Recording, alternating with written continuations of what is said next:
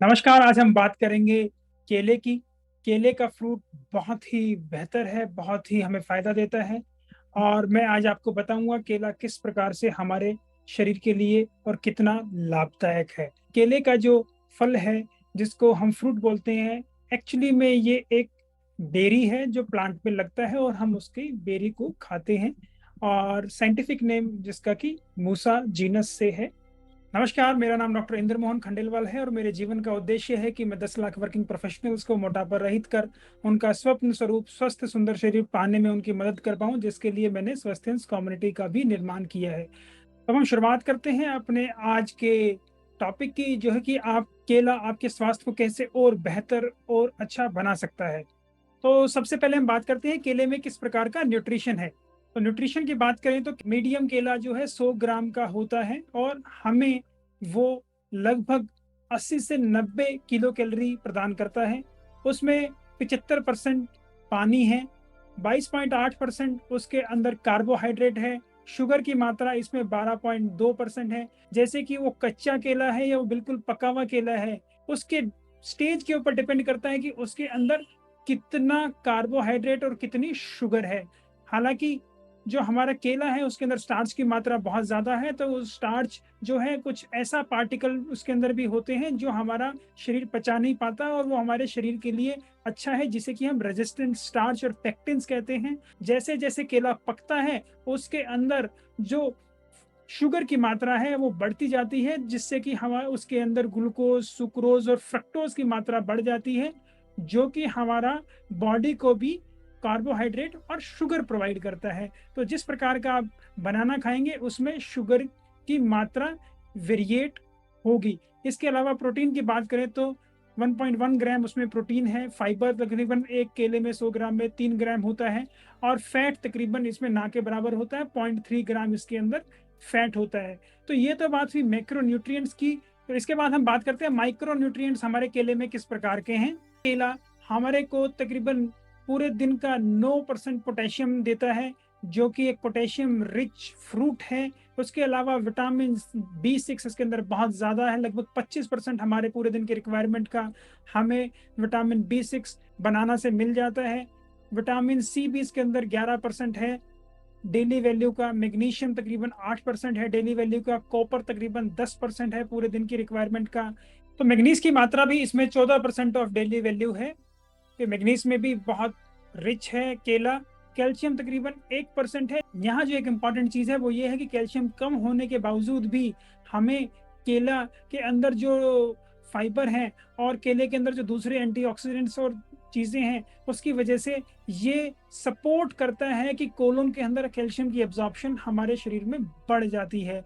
Colin इसके अंदर 9.8 ग्राम है, जो कि बहुत इंपॉर्टेंट है हमारे न्यूरोमस्कुलर फंक्शन के लिए, मसल्स के लिए भी और नर्व्स के लिए भी। और उसके अलावा क्योंकि ये एक कलर्ड फ्रूट है तो इसके अंदर विटामिन ए की भी मात्रा काफ़ी होती है। इसके बाद हम बात करते हैं केला हमारे हृदय के लिए बहुत अच्छा है, क्योंकि केले के अंदर पोटेशियम की मात्रा ज़्यादा है, मैग्नीशियम की मात्रा ज़्यादा है, कोलेस्ट्रॉल उसके अंदर है नहीं। तो इसलिए ये हमारे ब्लड वेसल्स को अच्छा रखता है, हमारे ब्लड प्रेशर को कंट्रोल करता है, हमारे बॉडी में स्ट्रोक होने की संभावनाओं को भी काफ़ी कम करता है। इसलिए हमारे कार्डियोवास्कुलर सिस्टम और हार्ट सिस्टम के लिए ये बहुत ही अच्छा और लाभदायक है कि ये हमारे मूड को स्टेबलाइज करता है। हमारे मूड को स्टेबलाइज करने के इसके अंदर जो इम्पोर्टेंट चीज़ है वो है कि इसके अंदर ट्रिप्टोफैन बहुत ज़्यादा होता है, कि जो कि प्रिकर्सर होता है सेरोटोनिन का।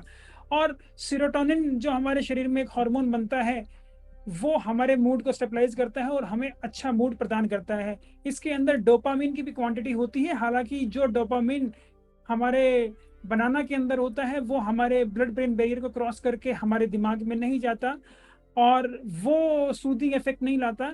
हालांकि ये डोपामिन जो हमारे बनाना के अंदर होता है, हमारी बॉडी के अंदर एज एन एंटीऑक्सीडेंट भी काम करता है, जिसका भी बहुत ज़्यादा फायदा हमारे शरीर को मिलता है।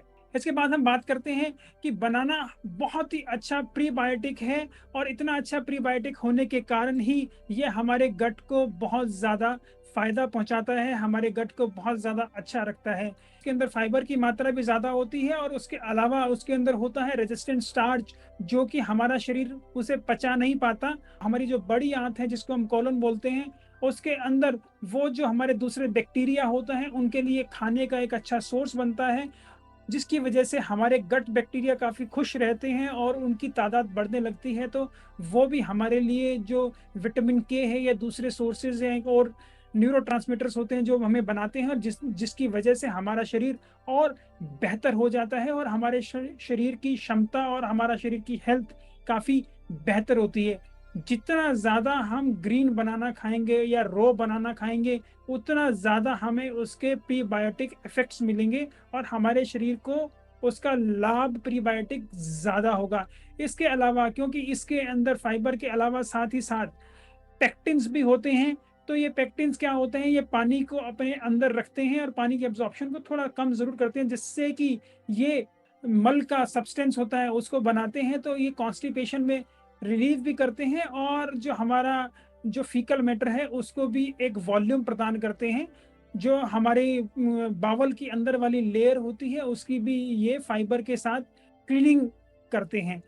तो कोलेस्ट्रॉल की मात्रा या फैट की एब्ज़ॉर्प्शन को भी डिले करता है और कम करता है, जिससे हमारा लिपिड प्रोफ़ाइल भी ज़्यादा बेहतर हो जाता है।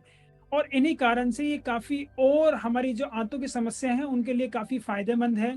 जैसे कि इवन हमारे अगर को हमको दस्त लगते हैं, तो उसमें भी ये फ़ायदा करता है, कॉन्स्टिपेशन में भी हमें ये फ़ायदा करता है और जो क्रोनिक बीमारियाँ होती हैं आँत की, स्पेशली इन्फ्लेमेटरी बाउल डिज़ीज़ हम जिनको बोलते हैं, क्रोन्स डिज़ीज़, उसके अंदर भी ये फ़ायदा करता है। इन ए नटशेल ये हमारी जो गट हेल्थ है उसको बहुत ज़्यादा फ़ायदा करता है और उसके लिए बहुत ज़्यादा फ़ायदेमंद है। तो हमें केले का उपयोग अच्छे से करना चाहिए ताकि हम भी खुश रहें और हमारी आंतें भी खुश रहें। इसके बाद हम बात करते हैं कि बनाना बहुत ही अच्छा फ्रूट है किसी भी आपकी मस्कुलोस्केलेटल एक्सरसाइज के लिए जो आप करने जा रहे हैं उससे पहले अपने शरीर को आप अगर एनर्जी देना चाहते हैं और करने के बाद अगर आप इसको कंज्यूम करते हैं तो भी दोनों ही के लिए ये बहुत ज़्यादा फ़ायदेमंद है क्योंकि ये एक तो एनर्जी से तो भरा ही हुआ है, इसके अलावा इसके अंदर जो कोलिन का अमाउंट है वो भी ज़्यादा होता है। तो अगर आप अपने वर्कआउट से पहले 2-3 बनाना खाते हैं और वर्कआउट के बाद 2-4 बनाना खाते हैं, तो करने से पहले ये आपकी मसल्स को एनर्जाइज़ करेगा कि वो अच्छे से परफ़ॉर्म कर पाएँ और जब एक्सरसाइज़ करने के बाद आप इन्हें लेते हैं, तो उसमें ये फ़ायदा करेगा जो आपको मसल सोरनेस होती है, जो मसों में खिंचाव या तनाव होता है, वो जल्दी से आपका ठीक हो जाए और आपको वो तकलीफ ज़्यादा ना हो। तो इसलिए ये बहुत ही अच्छा सोर्स है और बहुत ही अच्छा हम ये कहें कि हमारी मांसपेशियों को तंदुरुस्त रखने में एक अच्छा फ्रूट भी है। जो बनाना है हमारी हड्डियों को मजबूत रखता है। हालाँकि केले के अंदर कैल्शियम कंटेंट कम होता है, परंतु ये हमारे कोलोन में जाके ऐसी रिएक्शंस करता है जिसकी वजह से हमारे बॉडी का कैल्शियम एब्ज़ॉर्प्शन इंक्रीज़ हो जाता है। तो ये डायरेक्टली नहीं इनडायरेक्टली हमारे शरीर को बेनिफिट करता है कि ज़्यादा कैल्शियम अब हमारे शरीर के अंदर जाए और ज़्यादा कैल्शियम एब्ज़ॉर्ब होगा तो हमारा बॉडी उस कैल्शियम को अच्छे से यूटिलाइज़ कर पाएगा और हमारी जो बोन्स हैं, जिनके अंदर ज़्यादातर कैल्शियम ही होता है, वो भी और बेहतर और स्वस्थ रहेंगी और तंदुरुस्त रहेंगी। इसके बाद हम बात करते हैं कि बनाना का जो हमारे बॉडी और स्टमक के ऊपर होता है एक फिलिंग इफ़ेक्ट होता है, जितना हम बनाना खाते हैं। आपने देखा होगा अगर आपने कभी भी बनाना खाया है तो अगर आप 3-4 बनाना खा लेते हैं तो आपका पेट भर-सा जाता है, आपकी खाने की और इच्छा नहीं करती। इसका जो फिलिंग और सैटिस्फैक्टरी इफ़ेक्ट होता है वो बहुत ही बेहतर है और अगर आपने 4 बनाना खा भी लिए तो तकरीबन आपको 400 किलो कैलोरी मिली। उसके अलावा बॉडी को इतना अच्छा और न्यूट्रिशन भी मिला और इसके अलावा जो सबसे इम्पोर्टेंट फ़ायदा है वो ये है कि अब आपको ऐसा लग रहा है मेरा पेट भर गया है, मुझे और खाना खाने की ज़रूरत महसूस नहीं होती। तो अगर इसको अगर अच्छे से इस्तेमाल करें तो अपनी वेट लॉस जर्नी में भी इस्तेमाल कर सकते हैं। जैसा कि मैंने भी इसको काफ़ी अच्छे से प्रयोग किया है। जितने बनाना मैंने पूरी अपनी लाइफ़ में नहीं खाए होंगे, इतने बनाना मैंने पिछले अपने 1.5 साल में खाए हैं तकरीबन और ब्रेकफ़ास्ट में बनाना मेरा इंटीग्रल पार्ट है। मैं डेली कम से कम 2 या 3 बनाना रोज़ खाता हूँ और इसका मुझे भरपूर फ़ायदा भी हो रहा है। वहीं इसके बाद हम बात करते हैं, केला जहाँ खाने में बहुत अच्छा है और स्वादिष्ट है, वो पचाने में भी उतना ही सरल है और हमारे शरीर को इसको पचाने में कोई ज़्यादा दिक्कत नहीं होती। हालाँकि इसके अंदर हमारे शरीर को और ज़्यादा बेनिफिट होता है, चाहे हमारी आँत किसी भी स्टेज में है। अगर वो परेशान है, कॉन्स्टिपेटेड है, तो भी उसे फ़ायदा मिलता है और अगर उस किसी भी कारण से हमें कोई लूज़ स्टूल्स वगैरह लगे हुए हैं, तो उसके अंदर भी जो इसका प्रीबायोटिक इफ़ेक्ट होता है, उसके फाइबर्स जो गुड फाइबर रेजिस्टेंट स्टार्च इसके अंदर होता है और पेक्टिन होता है, वो हमारे शरीर की आंत को और बेहतर करने में बहुत ही सहायक हैं। इसका एक छोटा-सा उदाहरण बस मैं यही दे सकता हूँ कि शायद जो भी फ्रूट एक इंसान ने कभी खाया होगा, वो सबसे पहला केला ही खाया होगा। जब भी बच्चा छोटा होता है और सबसे पहले उसको कुछ भी माँ के दूध के अलावा देना शुरू करते हैं, तो उसमें सबसे पहला फ्रूट जो हमारे पास आता है, वो है केला। क्योंकि ये पचाने के लिए इतना आसान है कि शरीर हमारा जल्दी से इसे पचा लेता है और इसे पचाने में उसे कोई तकलीफ नहीं होती। केले के अंदर एंटीऑक्सीडेंट्स भी काफ़ी भरपूर मात्रा में हैं, स्पेशली कैचिन्स, और उसके अलावा जो डोपामाइन इसके अंदर होता है, वो हमारे बॉडी में एज़ एन एंटीऑक्सीडेंट काम करते हैं और हमारी इम्यूनिटी को बूस्ट करते हैं और बेहतर करते हैं, ताकि हमारी जो क्षमता है रोगों से लड़ने की, वो और बेहतर हो जाए। बनाना साउथ ईस्ट एशिया और भारत के अंदर लगभग हर जगह ईज़िली अवेलेबल है। इसको आप किसी भी फ्रूट मार्केट, कोई भी छोटी भी मार्केट में जाएँगे, तो आपको कोई और फ्रूट मिले ना मिले, बनाना आपको आराम से मिल जाएगा। मिल जाने के अलावा बनाना आपको लगभग पूरे साल मिलता है। इसके अलावा ये एक ऐसा फल है जो कि महँगा भी नहीं है, काफ़ी सस्ता है और आपकी पॉकेट के लिए भी काफ़ी फ्रेंडली है। कभी रेयरली ही ऐसा होगा कि जो बनाना का प्राइस है वो बहुत ज़्यादा होगा। इवन इन कोविड टाइम्स जब काफ़ी हर चीज़ों के रेट बढ़े, तो भी हमने देखा बनाना का रेट काफ़ी स्टेबल रहा। बनाना की जो राइपनिंग की स्टेज है वो आपको समझ लेनी चाहिए, वो बहुत ही ज़्यादा महत्वपूर्ण है। अगर हम कहें जैसे ही हम पेड़ से बनाना लेते हैं, बिल्कुल ग्रीन, डार्क ग्रीन जितना बनाना है, बिल्कुल अनराइप बनाना है, उसके अंदर जो हमारा रेजिस्टेंट स्टार्च है, वो सबसे ज़्यादा है। उसके अंदर जो शुगर है, वो सबसे कम है। ये सबसे ज़्यादा फ़ायदा करता है आपकी गट को, और इसका जो हम करें प्रोबायोटिक इफ़ेक्ट सबसे ज़्यादा होता है। जैसे ही अब ये बनाना अपना कलर चेंज करता है, ग्रीन से लाइट ग्रीन होता है, फिर लाइट ग्रीन टू येलो होता है, फिर येलो हो जाता है, और उसके बाद जब हम कहें कि येलो के ऊपर हमें छोटे-छोटे ब्राउन और ब्लैक कलर के स्पॉट्स नज़र आते हैं, बिल्कुल राइपेंड बनाना, जो बिल्कुल ब्राउन कलर का बनाना हो जाता है, जो कि ओवर राइप कैटेगरी में वो बनाना चला जाता है। तो जैसे-जैसे बनाना राइप होगा, उतना उसके अंदर शुगर की मात्रा बढ़ती चली जाएगी, उतना उसके अंदर जो हमारा रेज़िस्टेंट स्टार्च होता है, जिसका प्रोबायोटिक इफ़ेक्ट है, वो कम होता चला जाएगा। तो इसलिए आप उस बनाना को किस पर्पज़ से खा रहे हैं, तो इस जो क्लासिफ़िकेशन है, ये जो तरीका मैंने आपको बताया, इससे आपको ये पता लगेगा कि आपको वो बनाना कब खाना चाहिए और कैसे खाना चाहिए।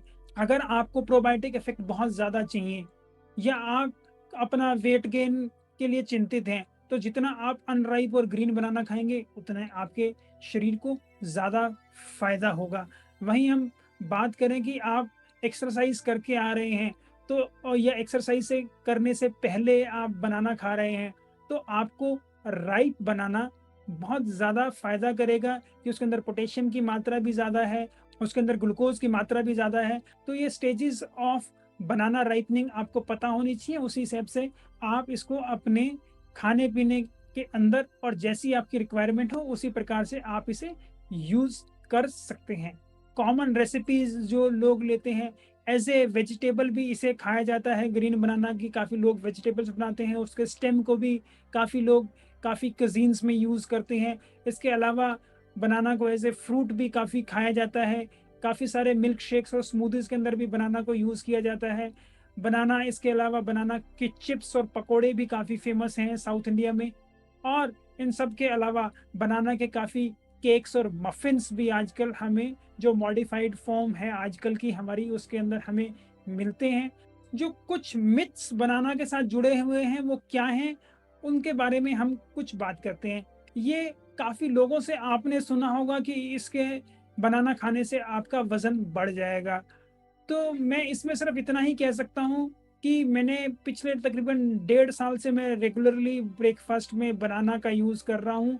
99.9% मैं बनाना यूज़ करता हूँ और मैंने पिछले तकरीबन साल भर में मैं कहूँ मैंने 23 केजीज़ वज़न कम किया है और मैं बनाना डेली खाता हूँ अभी भी। तो मैं ये इसका सब्सटेंस नहीं कह सकता कि बनाना खाने से आपका वज़न बढ़ता है। जो भी खाना आप खाते हैं उससे शरीर को एनर्जी मिलती है और दूसरे पोषक तत्व मिलते हैं। अगर आपका से बहुत ज़्यादा मात्रा में खा रहे हैं तो कोई भी फल या कोई भी हम कहें खाने का पदार्थ आपको मोटा कर सकता है। तो खाली हम ये कहें कि अगर हम सिर्फ़ बनाना खाएँगे तो मोटा हो जाएँगे तो इस तथ्य में कोई ज़्यादा सब्सटेंस नहीं है और ये काफ़ी स्टडीज़ से भी प्रूव हो चुका है कि अगर बनाना हम मॉडरेटली और उसको हम अपने डाइट में इंक्लूड करते हैं तो उससे कोई ज़्यादा वेट गेन नहीं होता बल्कि अच्छे से इस्तेमाल करें तो वेट लॉस के लिए भी काफ़ी सहायक इसलिए है क्योंकि उसके अंदर दूसरे पोषक तत्व भी हैं जिनसे शरीर को फ़ायदा होता है। तो इसके बाद हम जो बात करते हैं, एक और मिथ जो इसके साथ अटैच्ड है वो ये है कि it is not good for diabetic कि जो जिन लोगों को शुगर की बीमारी है उनको बनाना नहीं खाना चाहिए। तो यहाँ भी मैं आपको ये क्लियर कर दूँ कि बनाना डायबिटिक्स के लिए भी बहुत अच्छा है, लेकिन हाँ, हम किस प्रकार से बनाना खा रहे हैं, कब कै खा रहे हैं, कैसे खा रहे हैं, इसके ऊपर ज़रूर निर्भर करता है कि वो आपकी शुगर को डिरेंज करेगा कि नहीं करेगा। इसके अंदर कुछ की पॉइंट्स हैं जो आपको समझ लेने चाहिए। जो बनाना अगर हम देखें, जो येलो बनाना की हम बात करें, स्टैंडर्ड बनाना जो हमें मार्केट में मिलता है, वो लो ऑन ग्लाइसेमिक इंडेक्स होता है और उसका जो ग्लाइसेमिक लोड है, वो भी हम कहें तो माइल्ड और अगर राइपेंड आप थोड़ा-सा ले रहे हैं तो मॉडरेट ग्लाइसेमिक लोड के अंदर वो बनाना जाता है। तो अगर हम इसे अपनी डाइट का पार्ट बना लें, तो ये आपके शरीर को नुकसान नहीं देगा। जितना अनराइप पोर्शन ऑफ बनाना आप ज़्यादा खाएँगे, उतना ये आपकी सेहत के लिए बढ़िया है और आपकी शुगर के लिए भी बढ़िया है। अगर आप ग्रीन बनाना का प्रयोग करते हैं या हम लाइट ग्रीन बनाना का प्रयोग करते हैं, तो ये आपका जो शुगर है, उसको डिरेंज नहीं करेगा, बल्कि उसको कंट्रोल करने में भी फ़ायदा करेगा और दूसरे जो लिपिड प्रोफ़ाइल आपकी डिरेंज है उसको भी ठीक करने में फ़ायदा करेगा, आपकी गट को और बेहतर करेगा। हालाँकि अगर आप राइप बनाना या ओवर राइप बनाना, बिल्कुल ब्राउन जो बनाना होते हैं, उनका बहुत ज़्यादा सेवन करते हैं, तो आपके शरीर की ये जो शुगर स्पाइक्स को भी बढ़ाएगा और शुगर लेवल को भी बढ़ाएगा। इसके अलावा अगर आप बनाना को as a add on snack use कर रहे हैं कि मान लो आपकी जो डाइट है, फिक्स डाइट डेली के लिए जो एक डायबिटिक डाइट हम कहते हैं 1500 से 1600 किलो कैलोरी हमें लेनी चाहिए। उसके अबव आप लेके जा रहे हैं तो कोई भी खाना खाएँ, चाहे वो बनाना हो या कोई और हो, तो वो आपकी शुगर को डिरेंज करेगा ही। लेकिन अगर आपने उसको अपनी डाइट का पार्ट बना लिया है, उस 1600 कैलोरीज़ में आपने उस बनाना को इंक्लूड करा है, चाहे आप ब्रेकफ़ास्ट में ले रहे हों, चाहे आप उसे लंच में ले रहे हों, चाहे आप उसे डिनर में ले रहे हों, तो वो आपके लिए बहुत फ़ायदेमंद होगा और आपकी शुगर के लेवल को नहीं बढ़ाएगा और नुकसान नहीं करेगा। तो मैं सिर्फ़ इसमें इतना ही कहना चाहता हूँ कि जिस प्रकार से और जैसे और कौन-सा टाइप ऑफ बनाना हमें कहें कितना राइप वो है, उसको आप ले रहे हैं और कितनी मात्रा में ले रहे हैं, इससे पता लगता है कि वो आपकी शुगर को डिरेंज करेगा कि नहीं, इसको आप अच्छे से समझें और अपनाएँ और देखें। इसके बाद हम बात करते हैं कि बनाना को कब नहीं खाना चाहिए। स्पेशली अगर आपको क्रोनिक रीनल डिजीज़ है, आपके गुर्दे खराब हैं, आपको कोई गुर्दे की बीमारी है जिसके अंदर गुर्दे अच्छे से काम नहीं कर रहे हैं, तो आपको बनाना का सेवन बहुत मिनिमल या नहीं करना चाहिए क्योंकि उस वक़्त अगर आप बहुत ज़्यादा पोटेशियम जो इसके अंदर होता है, वो अपने शरीर को दे रहे हैं, तो वो हमारे गुर्दे को और नुकसान पहुँचते हैं। के अलावा अगर किसी को किसी भी प्रकार की बनाना के किसी प्रोडक्ट से या उसके किसी पार्ट से कोई एलर्जी है, तो उन लोगों को भी बनाना का सेवन नहीं करना चाहिए। हालाँकि एलर्जीज़ के काफ़ी और कारण भी हो सकते हैं, किस एरिया में वो बनाना हो रहा है, किस तरह की वहाँ की स्टाइल है या कैसे वो ट्रांसपोर्टेशन में कोई ऐसी चीज़ तो नहीं लगी जिसकी वज़ह से एलर्जन है। तो अगर आप एक बार जो सोर्स आप बनाना जहाँ से ले रहे हैं उसको चेंज करके खा के देखते हैं, तो मुझे लगता है उससे भी कई बार आपको इसमें फ़ायदा होगा कि वो दिक्कत जो आपको एक बार पर्टिकुलर बनाना खाने में हुई, वो नहीं हुई। लेकिन अगर आपको ऐसा रिपीटेडली कोई तकलीफ़ या समस्या रहती है, तो फिर भी आपको ये एडवाइज़ेबल है कि आपको फिर ऐसा नहीं करना चाहिए कि आप बनाना लें और अपने शरीर को नुकसान पहुँचाएँ। इसके बाद हम बात करते हैं हिंदू मान्यता के अंदर बनाना बहुत ही रिलीजियस और सेक्रेड ट्री है। हर बृहस्पतिवार को पूजा भी जाता है, गुरु के लिए, विष्णु जी के लिए और बृहस्पति जी के लिए। तो केले की पूजा हमारे रिलीजन के अंदर हमें बताई जाती है कि हमें केले को पूजना चाहिए, क्योंकि इतने सारे जो फ़ायदे हमें इस केले के वृक्ष से, केले के पत्तों से और केले के फ्रूट से मिल रहे हैं। इसलिए भी एक ये बहुत इम्पोर्टेंट ट्री है हर किसी हिंदू के लिए, और साउथ इंडिया में तो इसको बहुत ज़्यादा महत्व दिया जाता है। केले के पत्तों पे काफ़ी लोगों को खाना सर्व करते हैं, और ये पुरानी पद्धति है जिसके अनुसार कुछ जो इम्पोर्टेंट रिचुअल्स होते हैं किसी मैरिजेस की या किसी और हम कहें औपचारिकताएँ होते हैं किसी यज्ञ की या किसी पूजा की, उसके उसके अंदर भी जब भी खाना परोसा जाता है तो केले के पत्तों पे ही परोसा जाता है। इसके अलावा जो केले के पत्ते हैं वो खाने के मटेरियल्स की पैकिंग के लिए भी काफ़ी जगह यूज़ किए जाते हैं, और इनसे जो फ़ायदा होता है वो ये है कि प्लास्टिक का भी प्रयोग काफ़ी कम हो जाता है। केले का जो तना है उसको स्पेशली साउथ इंडिया में काफ़ी फंक्शंस में हम एंट्रेंस पे भी यूज़ करते हैं। उसके अलावा इसके कुछ पकवानों में भी इसको यूज़ किया जाता है। इसका जो फाइबर होता है उसको टेक्सटाइल इंडस्ट्री में क्लॉथ बनाने के लिए भी यूज़ किया जाता है, और जो केला है उससे हम जो हमारा पेपर होता है उसको भी बनाते हैं, और जो इसकी पील है वो भी आयुर्वेदा में काफ़ी यूज़ की जाती है स्किन डिसऑर्डर्स के लिए और कुछ एंटीसेप्टिक प्रॉपर्टीज़ के लिए। तो सारी जानकारी प्राप्त कर अब हम सोचें तो हमें पता लगता ही है कि जो केले का पेड़ है और जो केले का फ्रूट है वो हमारे शरीर के लिए कितना महत्वपूर्ण है, और उसके अलावा ये हमें फ्रूट नहीं, इसका हर पार्ट हमारा किसी वेजिटेबल के रूप में, क्लॉथ के रूप में, पैकिंग मटेरियल के रूप में, खाना खाने के लिए, या हम कहें हमारी प्रार्थनाओं में, या हम कहें हमारे रिलीजियस पर्पस में हम इसे यूज़ करते हैं। इसलिए केले को हिंदू धर्म में बहुत ही ज़्यादा पवित्र और अच्छा और लाभदायक माना भी गया है, और वो है भी। तो मैं उम्मीद करता हूँ कि आज जो मैंने अभी आपको ये केले के फल से जो हमें फ़ायदा हो रहा है ये बताया, ये सब जानकर आप जल्द ही अब केले को अपनी डाइट का हिस्सा बना लेंगे, और आप केले को अच्छे से प्रयोग करेंगे ताकि आप और स्वस्थ और बेहतर हो जाएँ। मैं ये भी उम्मीद करता हूँ कि मेरी इस प्रकार की वीडियोज़ आपको काफ़ी पसंद आती होंगी।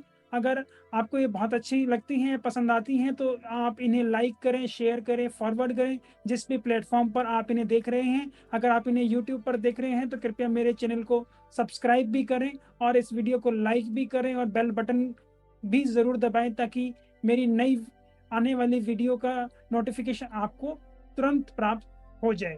आपकी वेट लॉस जर्नी में भी अगर आपको किसी प्रकार की कोई दिक्कत हो रही है, कहीं आपको प्रॉब्लम हो रही है, कोई भी आपको समस्या आ रही है, कहीं आपको और क्लैरिटी चाहिए, तो उनको भी आप यूट्यूब कमेंट बॉक्स में डाल सकते हैं।